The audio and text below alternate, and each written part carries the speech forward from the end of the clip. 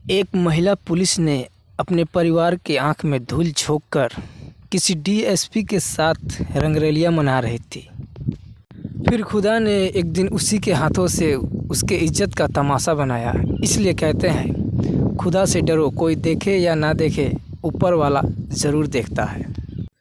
तो आइए इस घटना को तो हम पूरे विस्तार से जानेंगे ही। इससे पहले जो लोग इस वीडियो को देख रहे हैं, जितने लोग इसे सुन रहे हैं, उन सभी के लिए मैं भगवान से प्रार्थना करूंगा कि उनके जीवन में कोई ऐसी दाग ना लगे।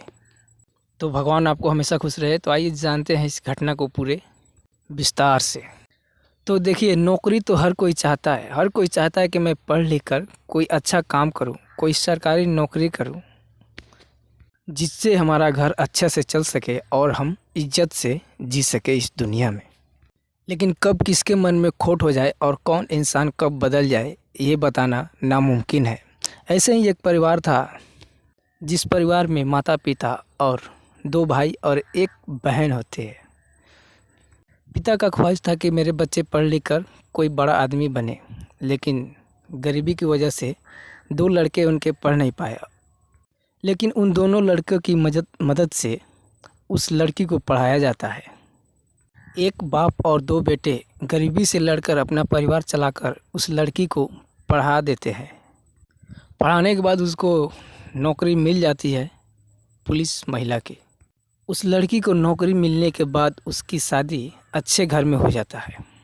जिस लड़के से उसकी शादी होती है वो लड़का भी पढ़ा लिखा हुआ था और वो भी अपना बिजनेस कर रहा होता है।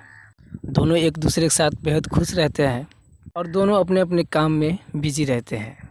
लेकिन ये जो लड़की जिस थाने में काम कर रही होती है, जिस थाने में इसका नौकरी लगा रहता है, वहाँ पे एक इंस्पेक्टर भी होता है और वो इंस्पेक्टर के साथ इन दोनों का काफ़ी लगाव होने लगा। किसी को कुछ पता भी नहीं था कि वो महिला पुलिस के मन में इतना खोट भरता हुआ जा रहा था। नौकरी पे तो वो लड़की जाती ही थी, लेकिन वहाँ जाने के बाद एसपी के साथ वो कहाँ कहाँ घूमने जाती थी, ये किसी को पता नहीं था। जब भी इन दोनों का मौका मिलता था, एसपी और उस महिला पुलिस को, ये दोनों घूमने के लिए कहीं दूर चले जाते थे। कहीं होटल में रुकते थे, दोनों एक साथ रात बिताते थे। लेकिन अचानक से एक दिन उस महिला पुलिस के पति के हाथ में उसका फ़ोन आ जाता है। यानी उस पुलिस वाली का मोबाइल उसके पति से हाथों में आ जाता है। जब उसके पति के हाथ में उसका मोबाइल गया तो उसने एक तस्वीर देखा उसमें, जिस तस्वीर में उसकी पत्नी और एक एसपी किसी स्विमिंग पूल में अश्लील तरीके से फ़ोटो खींचा हुआ है।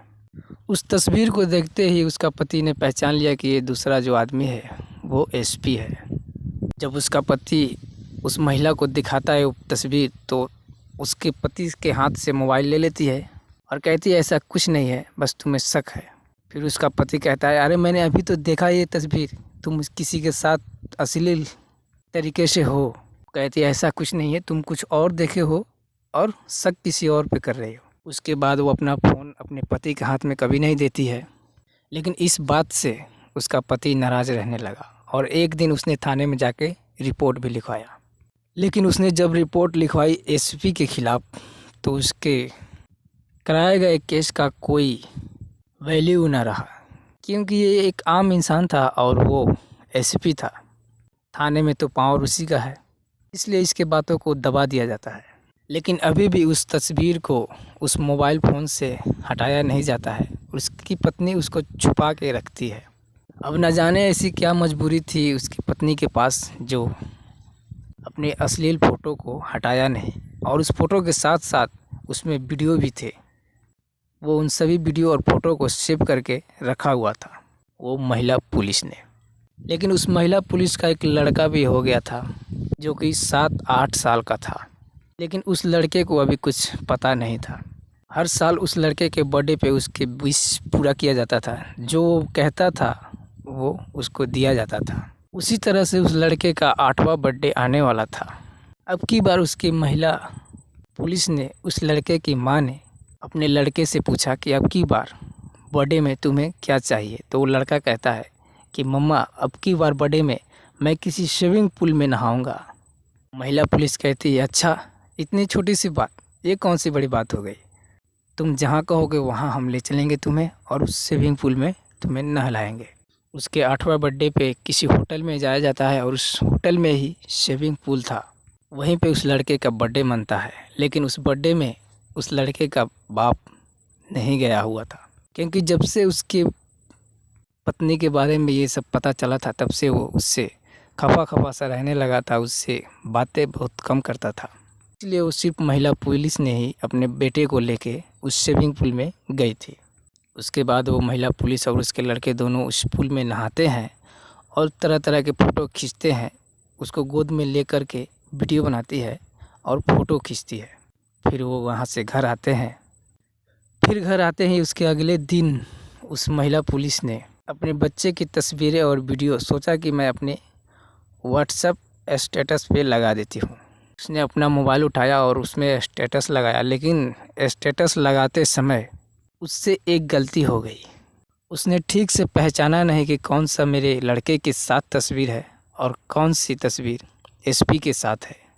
उसने बिना ठीक से पहचाने ही उसने स्टेटस लगा दिया और वो स्टेटस एसपी के साथ जो नंगे नहा रही थी अश्लील तरह से, वही वाली स्टेटस उसने अपने व्हाट्सएप पे लगा दिया। उस स्टेटस को लगाते ही कितने लोगों ने देख लिया और देखते ही देखते कितने लोग उसे डाउनलोड भी कर लिया। अभी 1 घंटे बाद एक कॉल आता है जो कि उस महिला पुलिस के मायके से आता है। उस पुलिस वाले की मम्मी ने फ़ोन करती है और कहती है कि तूने क्या स्टेटस लगाया है। तो महिला पुलिस कहती है कि अरे वो कल गए थे बर्थडे मनाने, तो स्विमिंग पूल में नहाए थे, वही वाला स्टेटस मैंने लगा दिया। फिर उसकी मम्मी कहती है किसके साथ नहाया? तो महिला पुलिस कहती है अरे लड़के के साथ नहाया। तो उसकी मम्मी कहती है एक बार जाके दोबारा चेक कर ले। फिर जब दोबारा अपने स्टेटस को चेक करने जाती है महिला पुलिस, तो देखकर पूरे हैरान हो जाती है, क्योंकि उन्होंने उस एसपी के साथ जो नहाया था उसी वीडियो को स्टेटस में डाल रखा था। तब तक तो कितने लोग उस वीडियो को उसके पति के पास भेज भी दिया था और जहाँ तक उसके पति ने भी उस वीडियो को डाउनलोड करके रख लिया था। फिर उसके बाद उस एसपी और उस महिला पुलिस पे पूरी कार्रवाई होती है और दोनों की सज़ा हो जाती है। इसलिए कहते हैं तुम गलत काम अगर करोगे, चाहे पूरी दुनिया से छुप के करो, लेकिन ऊपर वाले ज़रूर देखता है। तो इस कहानी से अगर किसी को दुख पहुंची हो तो क्षमा करना। आप सब जहां भी रहिए बच के रहिए, सावधान रहिए, अपने आप को सुरक्षित रखिए। मुझे पता है आप सब बहुत अच्छे इंसान हैं, इसलिए मैं ये कहानी आप लोगों को सुनाया ताकि आप लोगों के साथ ऐसी घटना ना घट जाए। तो जाते जाते मेरी वीडियो को एक लाइक कर देना प्लीज़। बाकी दिल से धन्यवाद।